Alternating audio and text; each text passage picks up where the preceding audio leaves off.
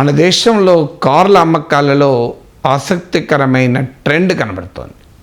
అంటే ఏ వాల్యూ కలిగిన కార్లు ఎక్కువగా అమ్ముడుపోతున్నాయి. వీటిని మార్కెట్ వర్గాలు 3 రకాలుగా వర్గీకరిస్తున్నారు. ఒకటి 5 lakh, around 5 lakh and car, దీన్ని బడ్జెట్ కార్ అంటారు. అలాగే 5 to 10 lakh కార్స్, తర్వాత 10 lakh అండ్ అబోవ్ మీకు ఒక రకంగా ఎస్యూవీలు, లగ్జరీ కార్లు, ఇవి 10 lakh అండ్ అబోవ్. సో ఈ 3 రకాల ప్రైసెస్ కేటగిరీస్లో ఉన్న కార్లను అమ్మకాలను పరిశీలిస్తే లాస్ట్ 8 yearsలో క్వాలిటేటివ్ చేంజ్ వచ్చింది.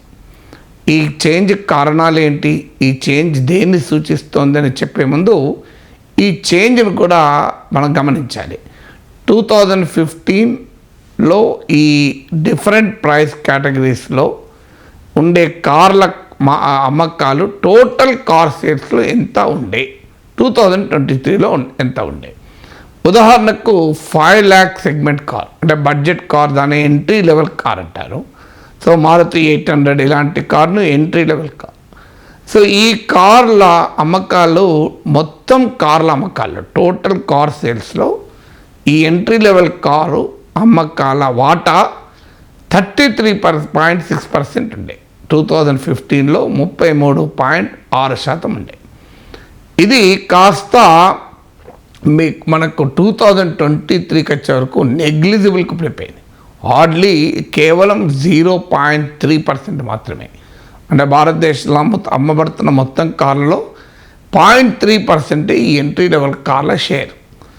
ఇందుకు భిన్నంగా ఈ 10 lakh rupees and above value ఉన్న కార్ల అమ్మకాలు టోటల్ కార్ల మార్కెట్లో గత 8 ఏళ్లలో వాటా 4 రెట్లు పెరిగింది, 4 times ఇంక్రీజ్ అయింది.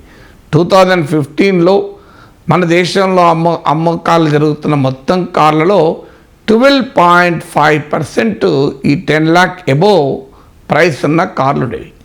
ఇవి కాస్త ఇప్పుడు 46% పెరిగింది.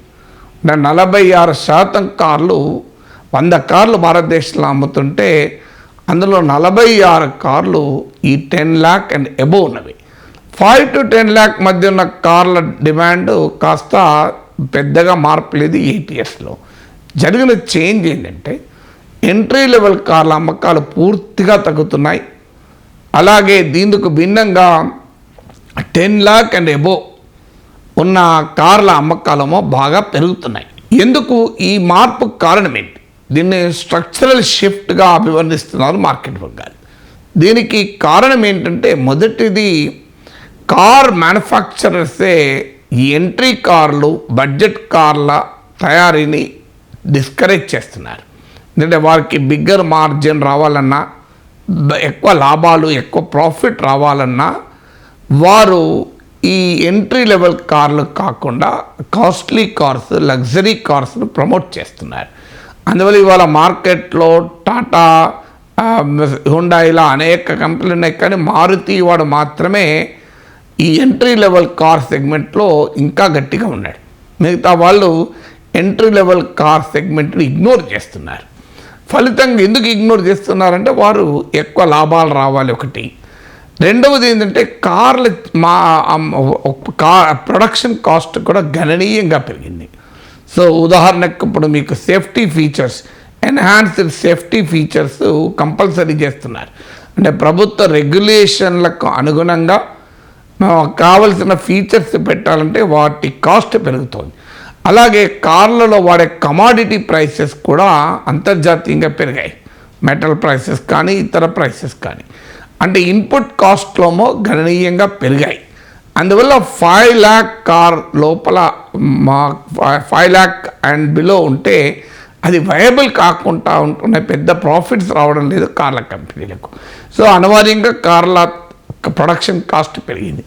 దీంతో పాటు కన్స్యూమర్ ప్రిఫరెన్సెస్లో కూడా గుణాత్మకమైన మార్పు, క్వాలిటేటివ్ చేంజ్ వచ్చింది.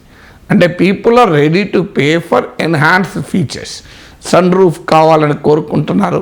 ఇప్పుడు యంగర్ పేరెంట్స్ అయితే సన్ రూఫ్ కార్ పైన ఎక్కువ ప్రిఫర్ చేస్తున్నారు, ఎందుకంటే తమ పిల్లలు ఆ సన్ రూఫ్ను ఎంజాయ్ చేస్తారు అనేది.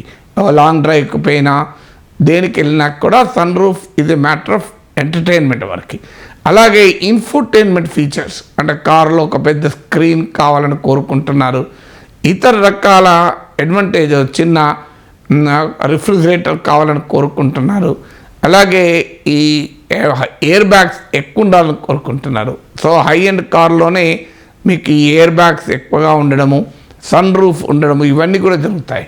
సో ఎందుకంటే సేఫ్టీకి చాలా ఎక్కువ ప్రియారిటీ అటు ప్రభుత్వ రెగ్యులేషన్ ఇస్తుంది, ఇటు ప్రజల మనస్తత్వాల్లో కూడా మార్పు వచ్చింది. ఎందుకంటే చూస్తున్న యాక్సిడెంట్ రేట్ని గమనిస్తే ఇప్పుడు 7 ఎయిర్ బ్యాగ్స్ ఉన్న కారు ఒక పెద్ద యాక్సిడెంట్ జరిగినా కూడా రిలేటివ్లీ ప్రాణం పోకుండా బయటపడవచ్చు. సో అందువల్ల మోర్ సేఫ్టీ ఫీచర్స్, తర్వాత ఒక డ్రైవింగ్ ఎక్స్పీరియన్స్ అంటే ఆటోమేటెడ్గా ఉండి మీకు చాలా సెన్సార్స్తో పనిచేసే ఒక ప్లజెంట్ డ్రైవింగ్ ఎక్స్పీరియన్స్ కూడా కోరుకుంటున్నారు. సో వీటన్నిటి ఫలితంగా they are ready to pay higher price. అంటే ఎక్కువ రేటు పెట్టైనా ఎస్యూవీలను, సెడాన్ కార్లను, లగ్జరీ కార్లను, ఇలాంటి infotainment features, security safety features ఉన్నటువంటి కార్లను కొనడం అనేది కన్జ్యూమర్ ప్రిఫరెన్సెస్లో కూడా పెద్ద మార్పు వచ్చింది. తర్వాత ఎకనామిక్ కండిషన్స్లో కూడా మార్పు వచ్చింది. ఇప్పుడు మిడిల్ క్లాస్లో ఒకప్పటి నిర్వచనం చేంజ్ అయ్యింది. భార్యాభర్తలు ఇద్దరు పనిచేయడం, ఇప్పుడు మన సాఫ్ట్వేర్ రంగంలో చూస్తున్నాం, ఇద్దరు భార్యాభర్తలు పనిచేస్తే రీజనబుల్లీ గుడ్ సాలరీ వస్తుంది. సో పిల్లలు ఇద్దరికన్నా ఎక్కువ ఉండడం లేదు. సో ఈ పరిణామాల వల్ల కూడా మీకు నేచర్ ఆఫ్ ఎంప్లాయ్మెంట్లో ఒక పెద్ద మార్పు ఏమొచ్చిందంటే మీడియోకర్ లెవెల్ ఎంప్లాయ్మెంట్ ఆపర్చునిటీస్ బాగా తగ్గిపోయాయి. అంటే లో స్కిల్, మిడిల్ స్కిల్ వాళ్ళకేమో ఉద్యోగ అవకాశాలు తగ్గాయి, కానీ హై స్కిల్ సెగ్మెంట్లోమో ఉద్యోగాలు ఎక్కువ ఉన్నాయి, మనుషులు తక్కువ ఉన్నారు. మీరు ఏ పెద్ద పెద్ద కంపెనీలను అడగండి, we're not getting manpower అంటారు. మీకు లో ఎండ్, మిడిల్ ఎండ్ స్కిల్స్లోమో ఉద్యోగాలు దొరకడం లేదు, మాకు జాబ్సే లేవు అంటారు. జాబ్స్ లేవని ఒకవైపు నుంచి వినపడుతుంటే మాకు మనుషులు దొరుకుతలేరు, సరైన మ్యాన్ పవర్ అనే వాళ్ళు కూడా చాలామంది ఉన్నారు, చాలా కంపెనీలు ఉన్నాయి. సో అందువల్ల ఈ డైకాటమీ, ఈ మార్కెట్లో, ఎంప్లాయ్మెంట్ మార్కెట్లో వచ్చినటువంటి trend highly skilled, reasonably good skills ఉన్న వారికి హయ్యర్ శాలరీస్, ఫ్యాట్ శాలరీస్ వస్తున్నాయి. కానీ లో ఎండ్, మిడిల్ ఎండ్ స్కిల్స్ ఉన్న వాళ్ళు ఇర్రెలవెంట్ అవుతున్నారు. ఇక్కడ వాళ్ళ ఉద్యోగాలని వాళ్ళ మెషిన్లే చేయగలుగుతున్నాయి. ఆర్టిఫిషియల్ ఇంటెలిజెన్స్, మెషిన్ లెర్నింగు ఇవన్నీ వచ్చాక, మీకు బిగ్ డేటా అనలిటిక్స్ ఇవన్నీ వచ్చాక, క్లౌడ్ కంప్యూటింగు, చాలా పనులు మీకు ఆటోమేషన్, ఇక్కడే కాదు ఈవెన్ ఇతర రంగాల్లో కూడా ఆటోమేషన్ వచ్చాక లో స్కిల్ జాబ్స్కు ఇర్రెలవెంట్ అయ్యాయి.